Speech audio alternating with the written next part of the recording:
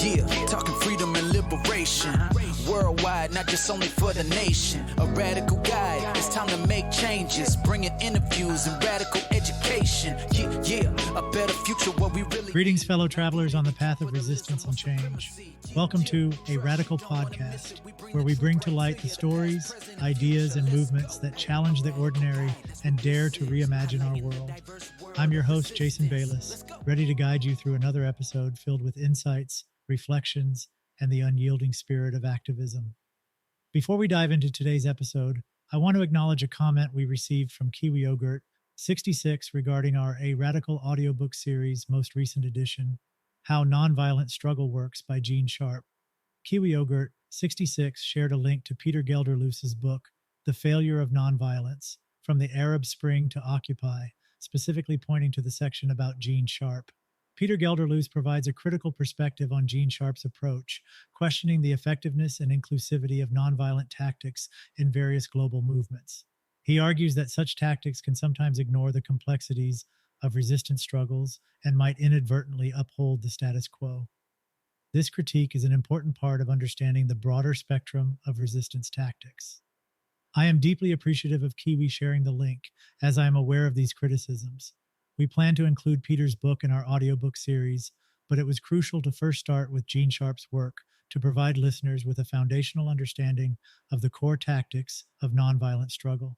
As mentioned in the introduction of the audiobook, we are following ideas, not people, in our quest for a deeper understanding of tactics, so we can be better equipped to ensure a better future for us all. Again, thank you, Kiwi Yogurt 66. It was well received, and stay tuned for the next chapter in the nonviolent struggle exploration. Now, on to our episode. Today, we embark on a journey across the African continent to explore its rich and diverse history of anarchism and radical movements. From the communal lands of traditional African societies to the vibrant protests in the streets of modern cities, we will uncover the threads of anarchic thought woven into the fabric of African history and contemporary struggles. We'll explore the impactful work of activists like Sam Mbah and I.E. Igarewe, whose writings shed light on the anarchic elements of traditional African societies. We'll traverse the landscape of modern anarchist movements across countries like Algeria, Angola, and Ethiopia, witnessing their fight for justice and equity. Our exploration will also take us through the pivotal role of anarchism in anti-colonial struggles, highlighting movements that have reshaped nations and inspired generations. We'll pay homage to contemporary anarchist groups bravely challenging oppressive structures and fostering solidarity across communities. In the About a Radical Guide segment, we'll spotlight the Tshisimani Centre for Activist Education, a beacon of learning and empowerment for activists in South Africa. And in our Anarchist and Radical News section, we'll bring you the latest on the clash between police and protesters at the controversial Cop City in Atlanta. So sit back or stand up, march, or plant your feet firmly on the ground. However you choose to engage, join us as we unravel the stories of resistance, courage, and the relentless pursuit of a better world. Let's go! In today's Anarchist and Radical News segment, we're focusing on a significant event that unfolded in Atlanta on November 13th, 2023. A major protest march, part of a broader movement against a controversial public safety training facility known as Cop City, culminated in a significant clash with police. This facility, which is already 40% constructed, has been the subject of heated debate and opposition for over a year. Opponents fear that the state-of-the-art police training center will lead to increased militarization of the police and result in more brutality and killings of Black and brown residents. This project has also faced criticism for its ballooning costs, now requiring an additional $33.5 million in public funding, much to the dismay of many Atlanta residents. On that Monday, over 500 protesters gathered for what they termed a collective action to demand the halt of construction on the site. The march was led with a sign reading Viva Tortuguita in honor of Manuel Terán, known as Tortuguita, a Venezuelan environmental activist and eco-anarchist who was fatally shot by a Georgia State Patrol trooper earlier this year during a raid at the protest camp. This incident has become a rallying point for the movement, highlighting the often brutal intersection of environmental activism and state response. The response of the DeKalb County Police to this peaceful march was to deploy tear gas.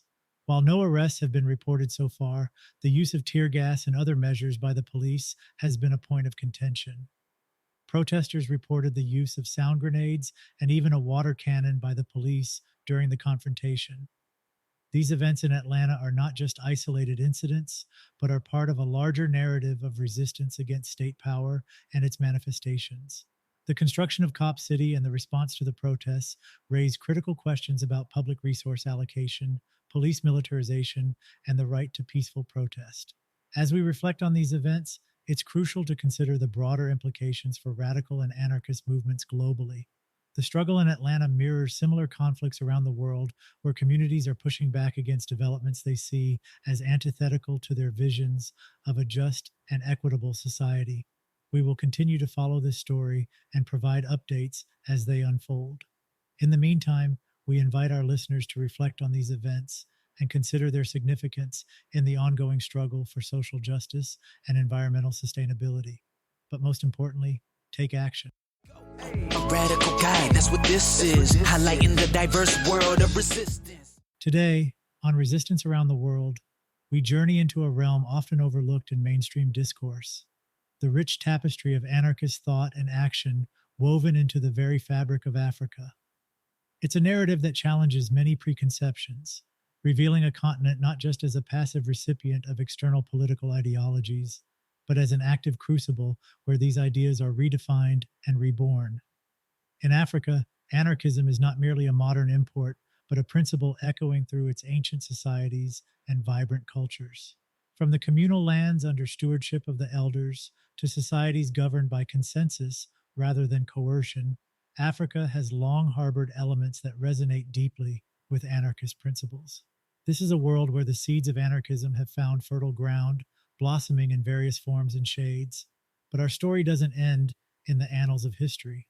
In modern times, anarchism in Africa has taken on new dimensions, intertwining with anti-colonial struggles and the fight for self-determination. Nations across the continent, from the deserts of Algeria to the shores of South Africa, have seen the flames of anarchism ignite, fueling movements that seek not just political freedom, but the liberation of the human spirit. As we unfold this narrative, we'll discover how traditional African societies, though not anarchist in the strictest sense, shared anarchic elements that form an important backdrop to understanding contemporary movements. We will trace the evolution of these ideas through the colonial period, the fervent anti-colonial struggles, and into the vibrant tapestry of modern anarchist movements that challenge and reshape the African political landscape. As we dive into the heart of our topic today, we turn to the insightful work of Samamba and E. Igariwe in their groundbreaking book, African Anarchism, The History of a Movement. This seminal work casts a revealing light on the structures of traditional African societies, drawing intriguing parallels with anarchist principles. In the pre-colonial era, much of Africa was a mosaic of communities, each with their own unique systems of governance. What stands out in these societies is their predominantly horizontal political structures. Unlike the hierarchical systems we're accustomed to today, many African societies were organized around communal principles where decisions were made through consensus rather than by centralized authorities. Take, for instance, the Igbo people of Nigeria. They operated on a system that emphasized the community's collective will. Leadership was not about exerting power over others, but about mediating and guiding discussions to achieve consensus. It's a striking departure from the notion of power as we understand it, a concept far removed from autocracy and closer to anarchy's core values of self-governance and mutual aid. Mba and Igariwe also point out that these societies were largely classless. There were no rigid class structures or oppressive state apparatus enforcing social hierarchy. Instead, there was a fluidity in roles and a shared sense of responsibility towards the welfare of the community. This isn't to say that these societies were utopias. Conflicts and inequalities did exist. However, the mechanisms for resolving disputes and managing resources were more in line with anarchist thought, prioritizing communal harmony over individual accumulation of power or wealth. But let's be clear, while these societies exhibited elements that resonate with modern anarchism, they were not anarchist in the contemporary sense of the word. The principles of anarchism, as we understand them today, involve conscious and deliberate opposition to state authority and capitalist structures. These were concepts not explicitly articulated in traditional African societies. Yet, the parallels are striking and significant. They challenge the often Eurocentric narrative of anarchism's origins and development, showing us that the seeds of anarchic thought have long been present in diverse cultures and communities across the globe. In essence, these traditional societies provide a historical context that enriches our understanding of anarchism's global journey. They remind us that the quest for equitable, non hierarchical, and communal ways of living is not just a modern aspiration, but a timeless human endeavor. Transitioning from the historical backdrop to the present, let's explore the vibrant landscape of contemporary anarchist movements across Africa. This is a tapestry rich in diversity, reflecting the unique cultural, social, and political context of each country. In Algeria, the anarchist movement intertwines with the country's complex political history. Here, anarchism manifests not just as a political ideology, but also as a cultural resistance against decades of authoritarian rule. Algerian anarchists today focus on issues like workers' rights, gender equality, and opposing state corruption. Their activism is a testament to the enduring spirit of resistance that has long defined Algerian society. Moving to Angola, we see a different expression of anarchism. Influenced by its history as a Portuguese colony, Angola's anarchist movement has roots in the syndicalist traditions brought over by Portuguese exiles in the 19th century. Today, Angolan anarchists are deeply involved in labor movements and community organizing, advocating for a society free from authoritarian governance, which has often plagued the nation post independence. Chad offers another unique context. The anarchist presence here is less about organized movements and more about the spirit of resistance against oppressive regimes. Chadian anarchists are often found at the forefront of human rights activism, drawing attention to the plight of marginalized communities and the need for democratic reforms. In Egypt, the resurgence of anarchism is closely linked to the Arab Spring. Egyptian anarchists played a significant role in the 2011 revolution, advocating for a society free from both military and religious authoritarianism. They continue to be active in labor unions, student movements, and feminist groups, pushing for radical social change. Eswatini, formerly known as Swaziland, has seen the growth of the Zabalaza Anarchist Communist Front. This group actively challenges the country's absolute monarchy, advocating for democratic socialism and grassroots organization. They represent a significant voice for change in one of the world's last remaining absolute monarchies. Similarly, in Ethiopia, anarchism is emerging as a voice against authoritarianism and ethnic division. Ethiopian anarchists focus on building solidarity across ethnic lines and advocating for a decentralized, community based approach to governance. They are particularly active in student movements and labor unions, promoting a vision of a more equitable and just Ethiopia. In each of these countries, the anarchist movement takes on a distinct character, shaped by local realities and histories. What unites them, however, is a shared commitment to principles of self governance, mutual aid, and solidarity. These movements, while diverse in their approaches and challenges, are bound by the common goal of envisioning and striving towards a society that values freedom, equality, and community above hierarchy and oppression. It's important to recognize that many of these movements are not explicitly anarchist in the way they label themselves, but they are deeply influenced by anarchistic ideas. This influence is evident in their rejection of hierarchical structures, emphasis on direct action, and commitment to grassroots organizing.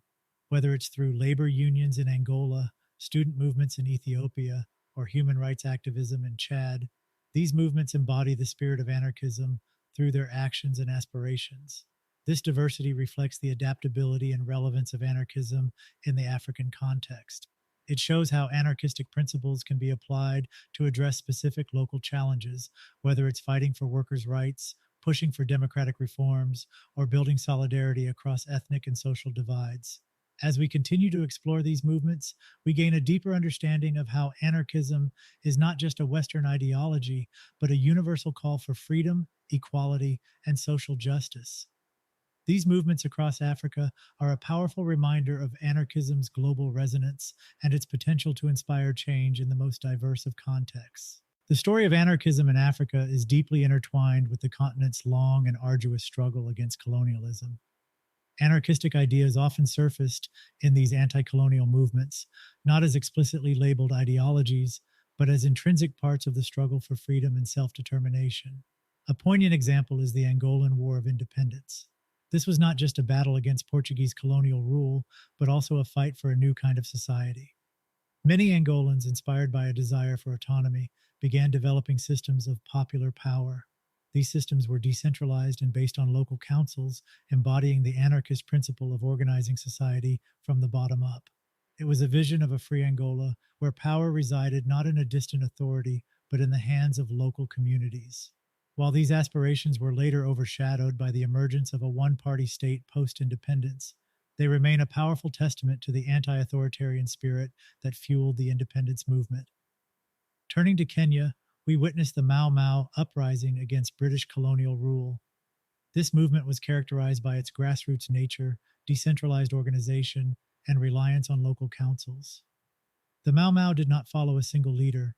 Instead, they operated through a network of cells and councils, allowing them to mobilize effectively despite the harsh crackdowns by colonial forces. This structure was not just a tactical choice, it was a reflection of the community based governance that many Kenyans aspired to, a stark contrast to the centralized control imposed by colonial authorities. In both these cases, the emphasis was on empowering local communities, on making decisions through collective consensus, and on resisting the imposition of external hierarchical structures. These are key tenets of anarchism, and they were intrinsic to how these movements operated. Even though the term anarchism might not have been widely used, the principles were clearly evident.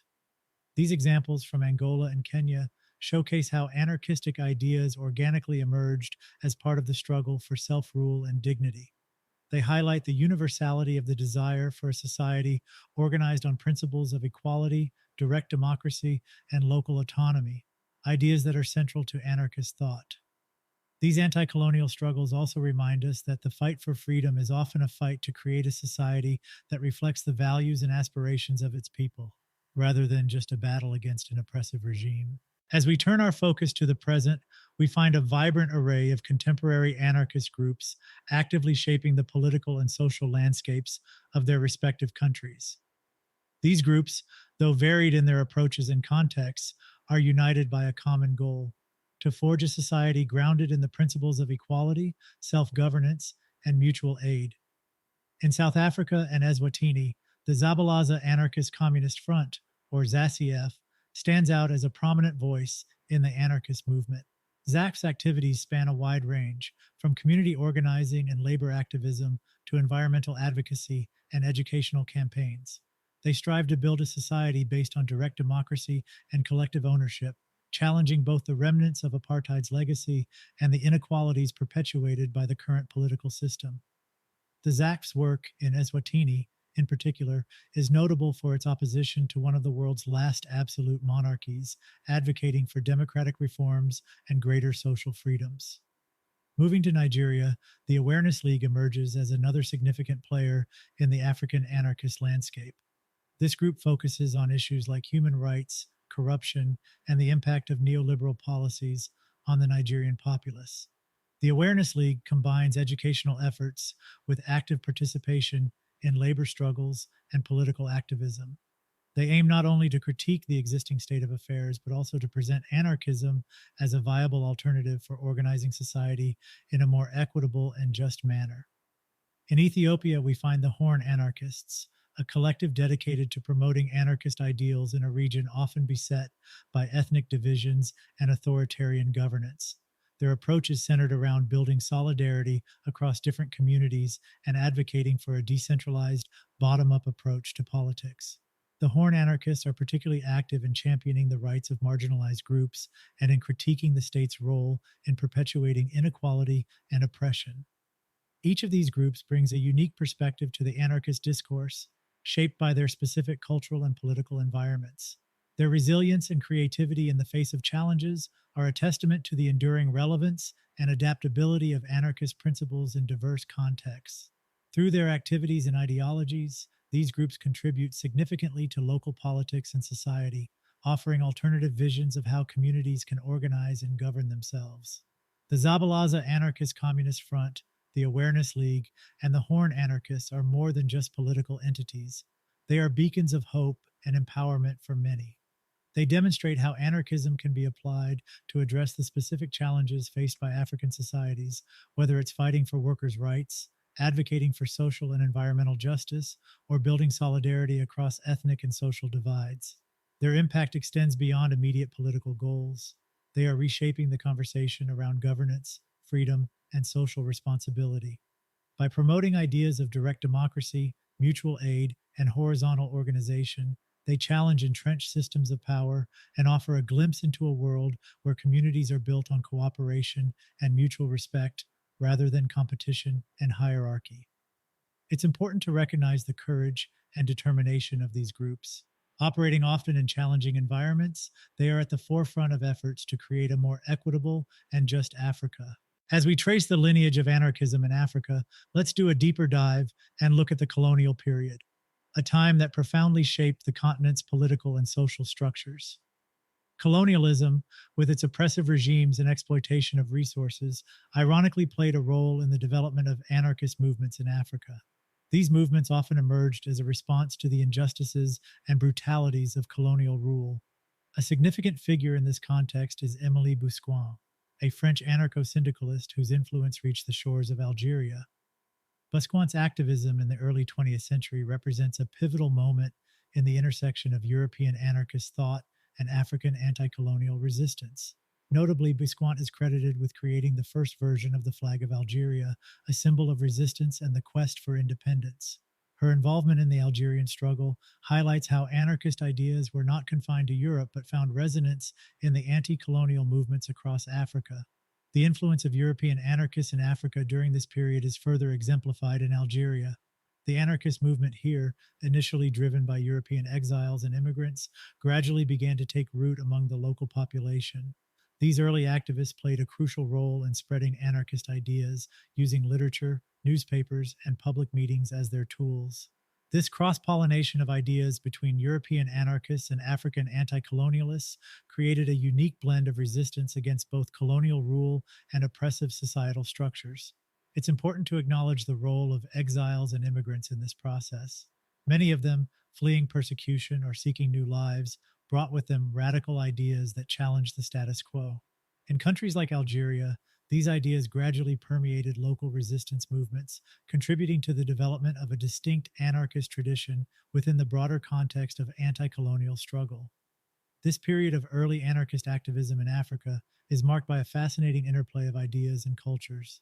It underscores how anarchist thought was not a foreign import, but a set of principles that found fertile ground in the African context, resonating with the continent's long-standing struggles against oppression and inequality. Another notable figure is Sail Mohammed, an Algerian anarcho-syndicalist whose life story embodies the internationalist spirit of anarchism. Mohammed's journey took him far from Algeria to the front lines of the Spanish Civil War, where he joined the Durruti Column. This legendary group of international volunteers fought against Franco's fascist forces, symbolizing resistance against tyranny. Sail Mohammed's involvement is a powerful example of the solidarity that underpins anarchist philosophy, demonstrating how the struggle for freedom and justice knows no borders. Turning our attention to the Libertarian Federation of North Africa in the 1920s, we witness another pivotal chapter in the history of African anarchism. This organization played a vital role in coordinating anarchist activities across the Maghreb region. Through its newspaper, Le Flambeau, the Federation disseminated anarchist ideas, fostering a sense of unity and shared purpose among the region's libertarians. This initiative was crucial in building a cohesive anarchist movement that could effectively challenge colonial rule and advocate for social justice. A significant milestone in the anarchist movement in North Africa was the creation of the first anarchist newspaper, Revolutionary Action, in Algiers in 1887. This publication marked the beginning of a vibrant anarchist press in the region, which played a crucial role in spreading libertarian ideas. Through these publications, anarchists in Algeria and beyond shared their visions for a more equitable society, critiqued the existing social order, and galvanized support for their cause. The proliferation of anarchist literature and groups following the launch of Revolutionary Action is a testament to the power of the written word in mobilizing people and shaping public discourse. Let's narrow our focus to specific countries in Africa, each with its own unique anarchist narrative. Starting in Algeria, we're reminded of the significant contributions of Émilie Bousquin, a French anarcho-syndicalist who played a crucial role in the Algerian struggle for independence, as highlighted previously. Additionally, Pierre Morin's story is equally compelling. His arrest for supporting Algerian independence highlights the international solidarity that characterized the anti-colonial movement and underscores the interconnectedness of the global struggle against oppression. In Angola, the country's history as a haven for exiled anarchists from Portugal is particularly noteworthy. These exiles brought with them syndicalist ideas, which significantly influenced Angola's own labor movements. This cross-cultural exchange of ideas played a key role in shaping the country's syndicalist movement, demonstrating the far-reaching impact of anarchist thought. Let's take a closer look at the profound impact of the arrival of exiled Portuguese anarchists in Angola, a chapter that significantly shaped the country's labor movement and broader struggle for freedom. In the late 19th and early 20th centuries, as Portugal faced political turmoil, many anarchists found themselves persecuted and driven into exile. A number of these political refugees sought refuge in Angola, a Portuguese colony at the time. These exiles brought with them not just personal tales of resistance, but a wealth of revolutionary ideas centered around worker solidarity, direct action, and the pursuit of social justice. Angola, with its rapidly growing working class, became a fertile ground for these syndicalist ideas. The Angolan workers, grappling with the exploitation and harsh conditions under the colonial regime, found resonance in the principles of syndicalism. These ideas offered a framework for organizing, a path to fight for their rights, and a vision of a more equitable society. As the struggle for Angolan independence gained momentum, syndicalism became a potent force within the labor movement. Syndicalist unions emerged as key players in organizing strikes, protests, and various forms of resistance against the colonial government. These actions were not just demonstrations of discontent, they were powerful expressions of a burgeoning sense of solidarity and community among Angolan workers. The legacy of syndicalism in Angola's labor movement is both profound and enduring. Even post-independence, syndicalist unions continued to be a vital force. They were instrumental in advocating for labor laws that protected workers from exploitation and discrimination, laying the groundwork for a culture of worker solidarity that persists to this day. But the journey was not without its challenges. The colonial government, viewing syndicalist unions as a threat, often responded with repressive measures. Yet, the resilience of the syndicalist movement was remarkable. Throughout the colonial period, and especially in the years leading up to independence in 1975, syndicalist unions were at the forefront of the struggle for liberation. They not only organized labor actions, but also played a crucial role in mobilizing support for the broader independence movement. Post-independence, the influence of syndicalism remained significant. Syndicalist unions continued to shape Angolan society by advocating for workers' rights and promoting ideals of social justice and democracy. Chad presents another intriguing chapter in this history, especially during World War II. The involvement of Spanish Republicans and anarchists in the Ninth Company of the Régiment de Marche du Tchad is a remarkable instance of internationalist solidarity. These volunteers, many of whom were anarchists, contributed to pivotal battles such as the North African Campaign and the liberation of Paris, showcasing the global reach of anarchist activism. Turning to Egypt, the emergence and resurgence of the anarchist movement, particularly during the 2011 revolution, is a testament to the enduring spirit of resistance in the country. Egyptian anarchists played a significant role in the protests against authoritarian rule, advocating for a society built on principles of direct democracy and communal solidarity.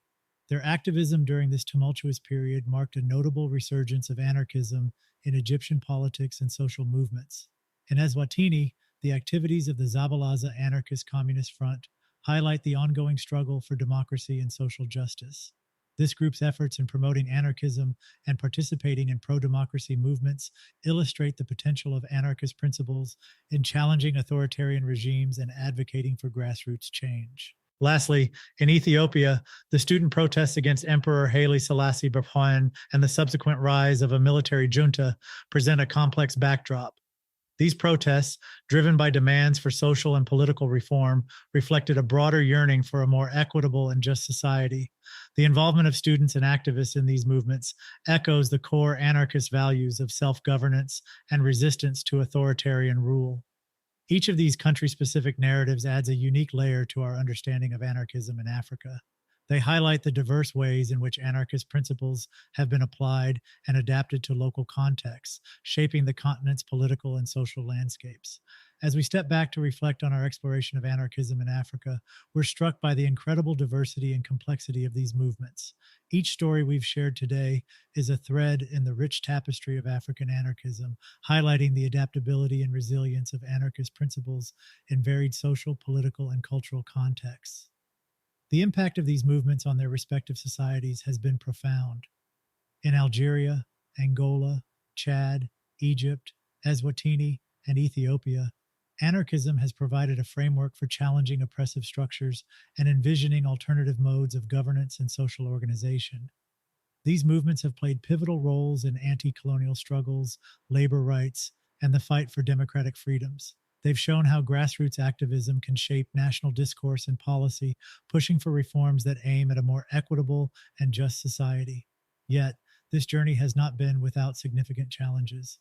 Across the continent, anarchist movements have faced and continue to face substantial obstacles.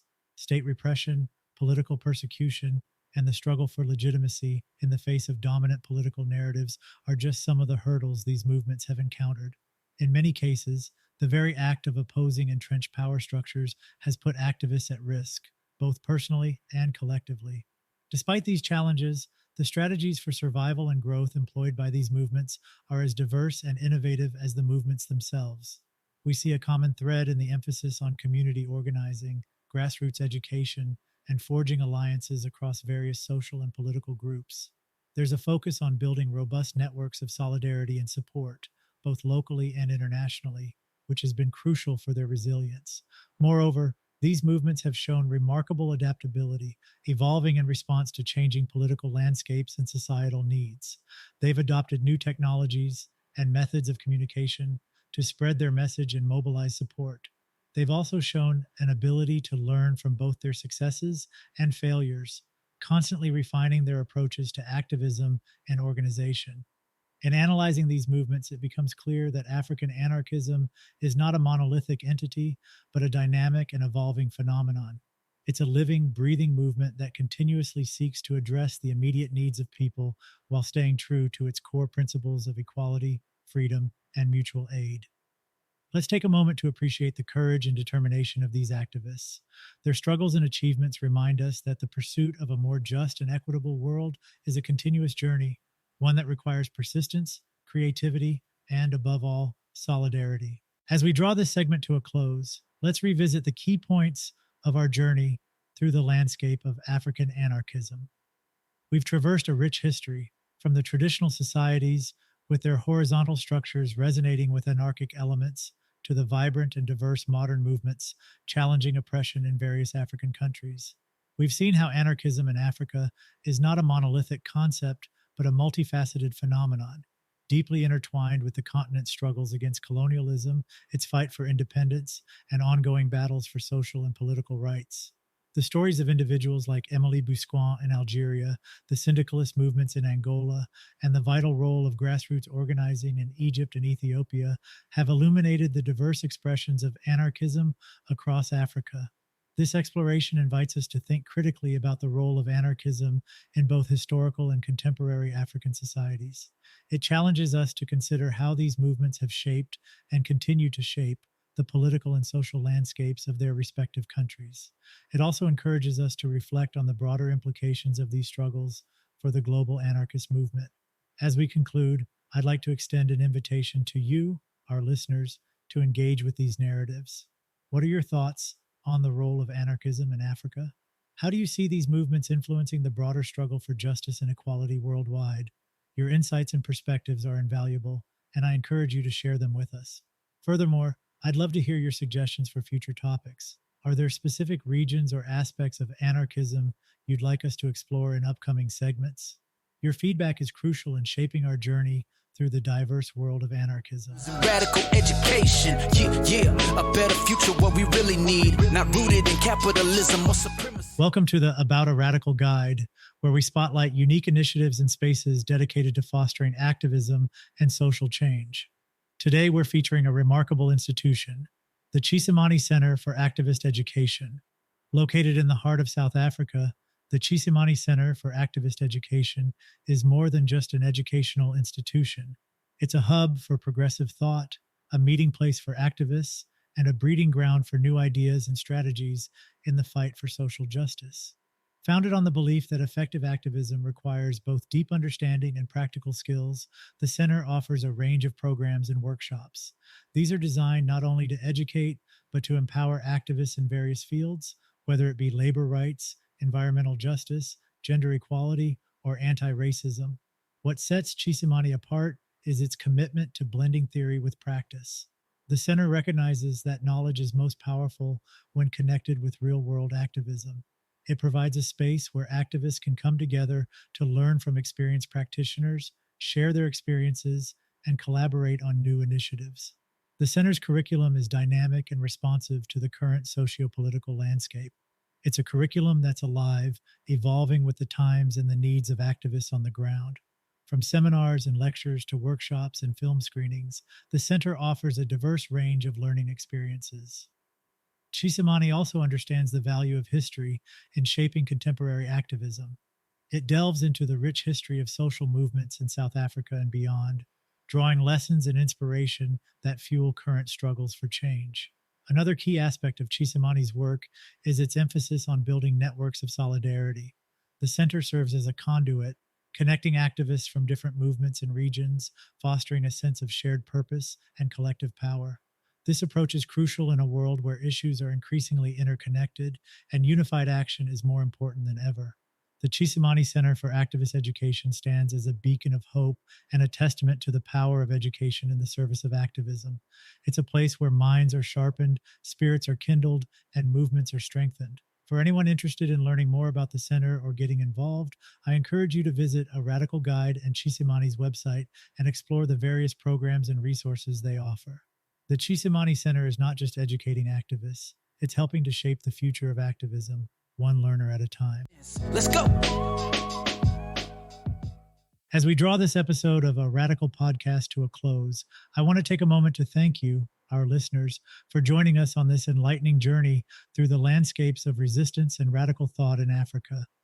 Today, we've traversed the rich tapestry of anarchism, from its historical roots in traditional African societies to its vibrant expressions in modern-day struggles across the continent. We've witnessed the resilience of activists and movements that continue to challenge oppressive structures and fight for a world based on principles of equality, freedom, and mutual aid.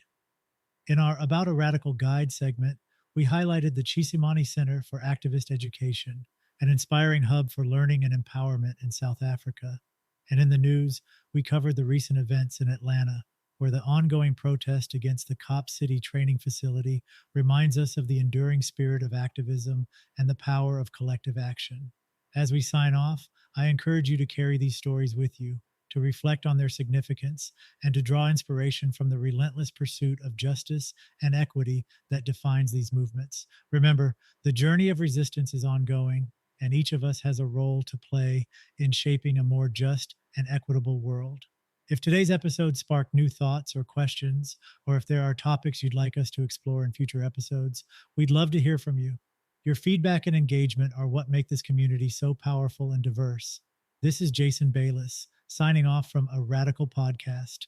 Stay radical, stay connected, and most importantly, stay active. Yeah, talking freedom and liberation. Worldwide, not just only for the nation. A radical guide, it's time to make changes. Bringing interviews and radical education. Yeah, a better future, what we really need. Not rooted in capitalism or supremacy. Yeah, trust, you don't want to miss it. We bring the truth right to you, the past, present, and future. Let's go. A radical guide, that's what this is. Highlighting the diverse world of resistance. Let's go.